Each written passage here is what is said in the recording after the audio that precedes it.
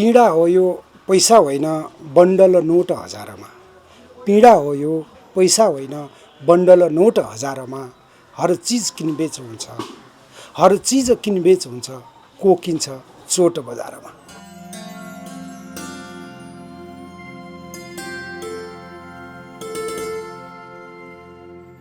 कतै देखिएका जस्ता, कतै भेटिएका जस्ता, अनि कतै सुनिएका जस्ता। हुन सक्छ कसै कसैलाई यिनी पागल लाग्न सक्छ, अनि कतिपयलाई विद्वान पनि।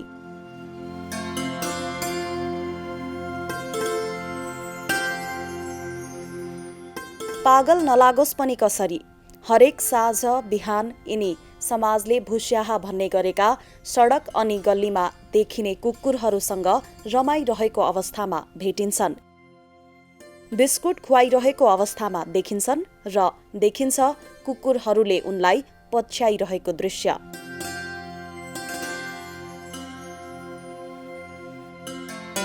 र यसकारण यिनलाई कतिपयले विद्वान मान्छन्। अधिकांश पत्र पत्रिकामा आलेख कार्टुन उनकै छापिन्छ। रेडियोमा उनको स्वर र कार्यक्रम गर्ने शैलीकै कारण उनी गाउँवासीका लागि एउटा छुट्टै सेलिब्रेटी हुन्।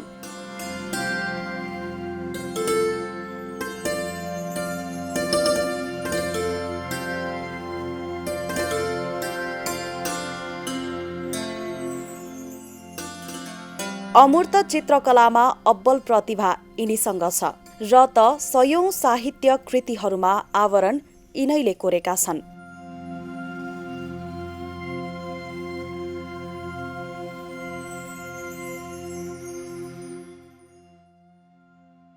सामान्य आफैले बनाएको फ्रेममा सेता कपडामा कोरिएका चित्रहरू यिनका घरमा प्रशस्तै देख्न पाइन्छ। खासमा उनी आफैलाई थाहा छैन कि मेरो काम के हो।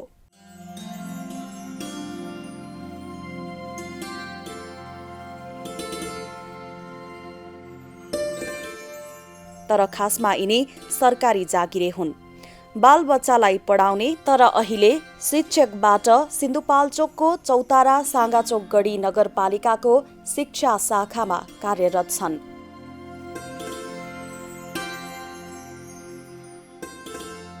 सिन्धुपाल्चोकबाट प्रकाशित हुने ओखरेनी साप्ताहिकका सम्पादक, वकिल, साहित्यकार, चित्रकार, समाजसेवी अनि रेडियोका कार्यक्रम प्रस्तोता हुन्। त्यसैले पनि उनलाई विद्वान अनि प्रतिभाका खानी भन्नेहरूको कमी छैन। र यिनी हुन् एउटा अलौकिक व्यक्ति, विलक्षण प्रतिभा बोकेका अमित घिमिरे।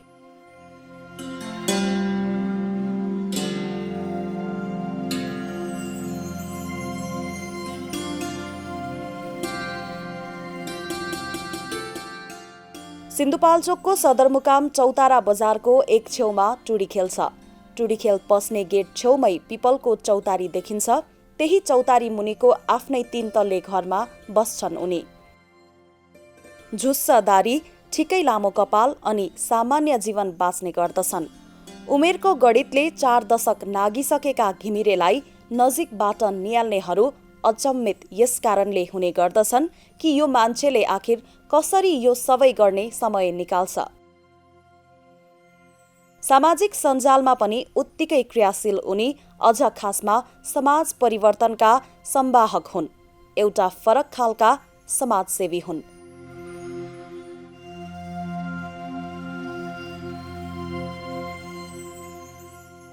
जतिबेला मुलुक द्वन्द्वको चपेटामा थियो, कहाँ के हुन्छ भन्ने कसैले सोच्न समेत सक्दैनथे। त्यतिबेला उनले आलेख लेख्न थाले। कहिले राज्य पक्षबाट त कहिले तत्कालीन विद्रोही पक्षबाट जे पनि हुन सक्ने सम्भावनाले विभिन्न पत्र पत्रिकामा छद्म नामबाट उनको आलेख प्रकाशित हुन्थ्यो। जतिखेर सशस्त्र द्वन्द्व थियो देशमा, त्यति बेला लेखेर अभिव्यक्त गर्दाखेरि तत्कालीन राज्य सत्ताले र स्वयं विद्रोहीहरूले पनि अलिकति दमन गर्ने, निगरानीमा राख्ने, सकस दिने भएको कारणले गर्दाखेरि यो शब्दबाट अभिव्यक्ति नगरिकन चित्रबाट अभिव्यक्ति कसरी गर्न सकिन्छ भनेर यी चित्रहरूको सुरु भयो। सुरुवातमा पोखिएको पानी, खाना खाँदै थालमा बन्ने आकृति, अनि यो आकृति बदलिरहने आकाशका बादलहरूबाट प्रभावित भएर यसलाई मैले कापीमा उतारेँ र यसरी यो बन्दै गयो। जिल्लाकै जेठो पत्रिका सिन्धु सन्देश साप्ताहिकमा उनले परिवेश नामको कोलममा स्तम्भ लेखे झण्डै 1.5 दशक। विभिन्न पत्र पत्रिकामा आलेख लेख्ने क्रम चल्दै गर्दा 2067 सालमा उनले आफ्नै नाममा पत्रिका दर्ता गरे अनि आफै सम्पादक भएर काम थाले। पत्रिकाको नाम थियो ओखरेनी साप्ताहिक, जुन अहिलेसम्म पनि निरन्तर छ। त्यहाँ उनको कार्टुन हरेक हप्ता प्रकाशित पनि हुने गर्दछ। पत्रकारिताबाट सोचे जति सन्तुष्ट हुन सकिएन, किनभने भने पत्रकारिता गर्न सायद म योग्य छैन कि भन्ने मलाई अहिले पनि लाग्छ। म जसको बारेमा लेख्छु ती मान्छेले त्यो पत्रिका नै पढ्न पाउँदैनन् र जसको बारेमा म लेख्दिनँ तिनीहरूले मात्रै पत्रिका पढ्छन्। त्यसैले म पत्रकारितामा चाहिँ सफल पत्रकार हो जस्तो मलाई लाग्दैन। स्थानीय रेडियो सिन्धुबाट रेडियो कार्यक्रम पनि गरे र अझै गर्दैछन्। रेडियो कार्यक्रम जमानाबाट उनले समाजका आमा बुबाहरूको सुख दुःख साट्ने गर्दछन्। रेडियोबाटै प्रसारण हुने अर्को कार्यक्रम मेरो जीवन कथा उनले समाजबाट बहिष्कृत भएका, समाजले माग्ने खाते उपमान दिएका व्यक्तिहरूको जीवन सङ्घर्षलाई कलात्मक ढङ्गले प्रस्तुत गर्ने गर्दछन्। त्यसैकारण पनि साँझ बिहान उनी यस्तै भुइँमान्छेहरूसँग भेटिने गरेका हुन्।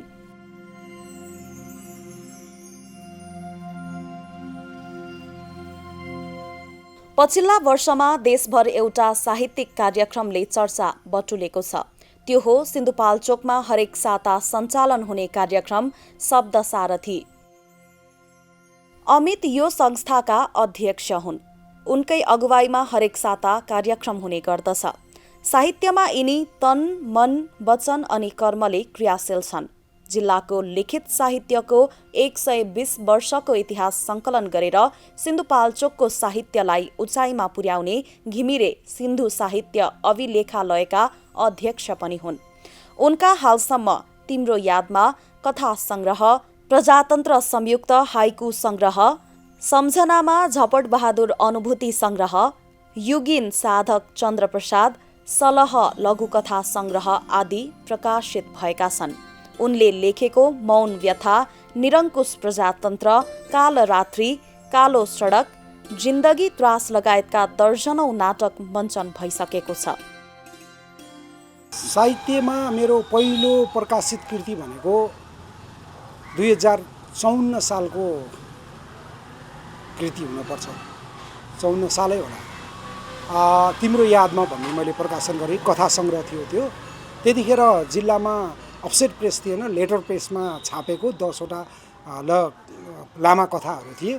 त्यसपछि लगातार सम्पादन गरिएको, आफैले लेखेको गरेर 9 वटा कृतिहरू मेरो प्रकाशित भयो।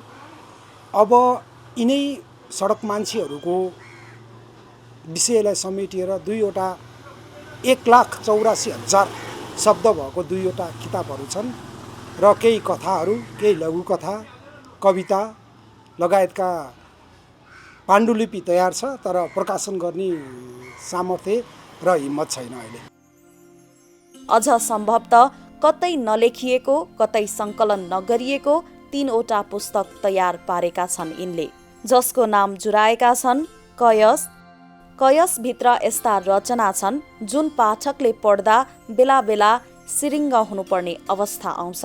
आँसु झरिरहेका पनि हुन सक्छ पढ्दा पढ्दै। हो, कयस यस्तो सङ्कलन हो जुन त्यही समाजले खाते भन्ने गरेकाहरूको सत्य जीवन कथामा आधारित छ। भूगोल हराएकाहरू हुन् यिनीहरू असरल बाटोमा रहेका हुन्छन् र यिनीहरूको पनि कथा हुन्छ। यही सोचेर मैले प्रसारण गर्ने मेरो रेडियो कार्यक्रम मेरो जीवन कथाका लागि एकजना स्वर्गीय हुनुभयो, उहाँ लोकप्रसाद सुवार उहाँको नाम थियो। 10 वर्ष लगाएर मैले उहाँको 90 मिनटको अन्तर्वार्ता लिएँ। त्यो अन्तर्वार्ता लिइसकेपछि मलाई लाग्छ त्यतिखेर रेडियो सुन्दा, जब हामी साना केटाकेटी थियौँ त्यतिखेर रेडियो सुन्दा बजेट भाषण आउने दिन जसरी रेडियो सबैको कानमा थियो यो सदरमुकाममा। उहाँले आफ्नो कथा एउटा सधैँ नागरिकले भन्दा पनि राम्रोसँग व्यक्त गर्नुभयो, आफ्नो अभिव्यक्ति राख्नुभयो। त्यस्तै अर्को काले काफले को पनि मैले त्यस्तै कथा गरेँ। के मिल्छ केमिस्ट्री म जान्दिनँ, तर ती सडक मान्छेहरूसँग मेरो सान्निध्यता जम्छ। म उनीहरूलाई टाढैबाट चिन्छु र उनीहरूको बारेमा मैले 2वटा ग्रन्थ तयार पारेको छु, भाग 1 र भाग 2। त्यसको शीर्षक चाहिँ कहेस रहेको छ।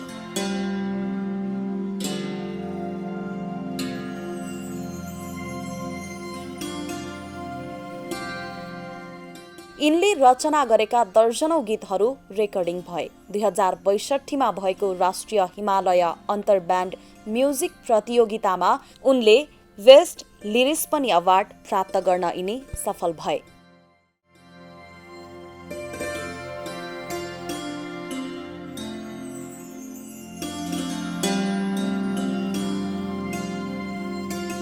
वास्तवमा सबैको इच्छा, चाहना अनि सपना फरक हुन्छ। सोचाइ र भोगाइ पनि फरक हुन्छ।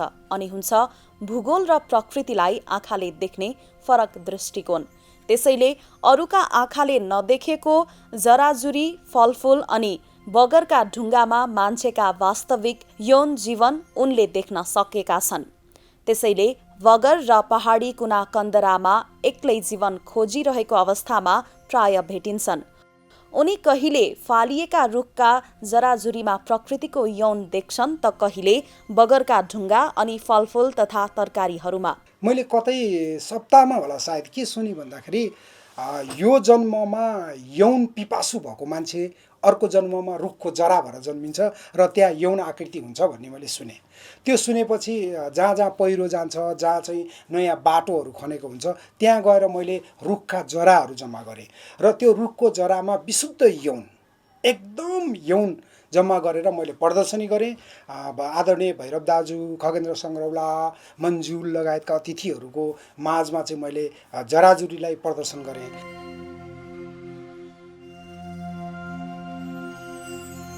अनावश्यक भएर फालिएका जराजुरी अनि बगरका ढुङ्गा उनका लागि यस कारण प्रिय छन् कि उनले त्यही वास्तविक जीवन देख्छन्। उनी आफ्नो अमूर्त यौन कलामा उतार्छन्।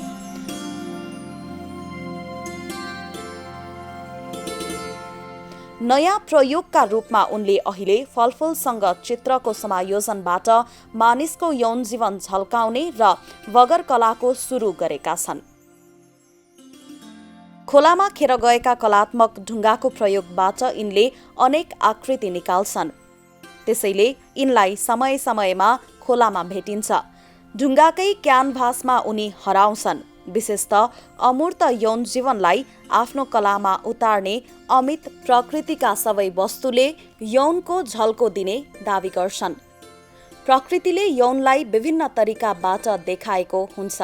त्यसलाई अमूर्त चित्रसँग समायोजन गर्दा वास्तविक जीवन पाएको महसुस उनले गर्ने गर्दछन्। जीवनको परिभाषा कस्तो कठिन छ। जीवनको परिभाषा भनेको जसले जस्तो भोग्यो त्यस्तै जीवन। यति हो मेरो जीवन सम्बन्धी अवधारणा। जीवन भनेको भोगाइहरूको फेरिस्त हो। जसले जस्तो भोग्छ त्यो जीवनको परिभाषा त्यही हो।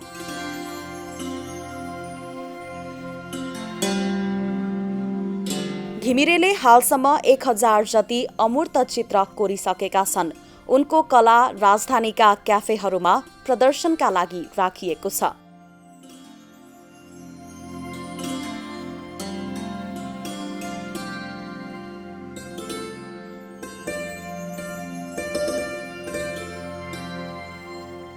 कतिपय चित्रहरू साहित्यिक पुस्तकका कभर बनेका छन्।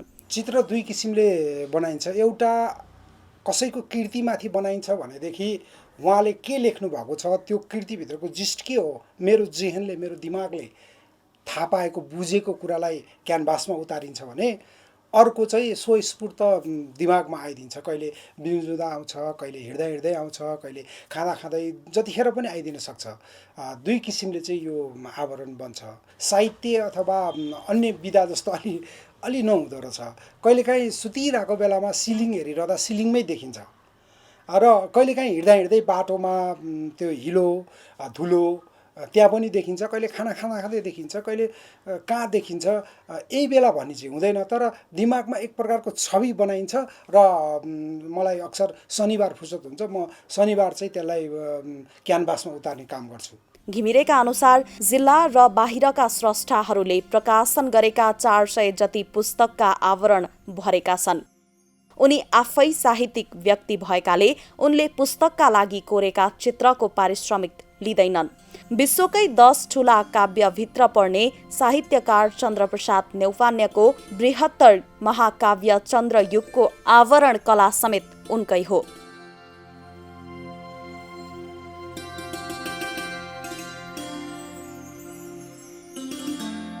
सबै विषयवस्तुलाई एकैचोटि अङ्कमाल गर्ने क्षमता रहेका घिमिरे व्यङ्ग्य, राजनीति, समाज अनि यौनका विभिन्न रूपलाई सरल माध्यमबाट चित्र कोर्छन्।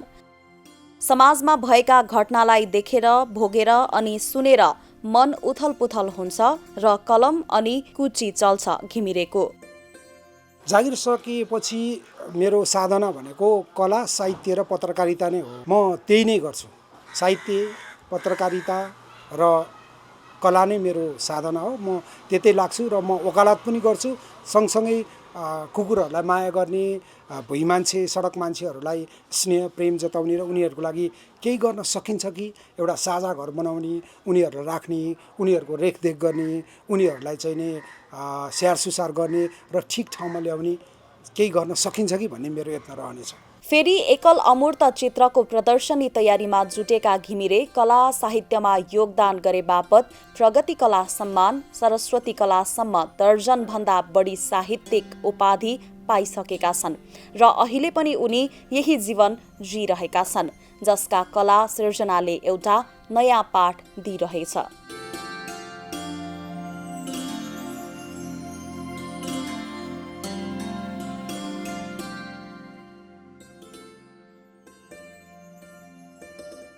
यहाँनिर उनको स्वभाव निकै भिन्न लाग्छ। सडकमा डुली हिँड्ने भुइँ मान्छेसँगको सामिप्यता हो। भुस्याहा भनिएका कुकुरहरू अनि खाते भनिएका भुइँ मान्छेहरूको कुनै जात, धर्म र आफ्नो मान्छे हुँदैनन्। उनीहरूको राज्य हुँदैन, देश हुँदैन। त्यसैले यिनीहरूलाई खुबै माया गर्छन् घिमिरे। यस्ता समाजले नगन्ने, छेची र दूर गर्नेहरूलाई नजिक राख्न यसकारण रुचाउँछन् कि उनीहरूको कोही आफ्नो हुँदैनन्। त्यसैले त आफ्नो जीवन रहुन्जेल यिनीहरूलाई प्रेम गर्ने इच्छा राखेका छन्।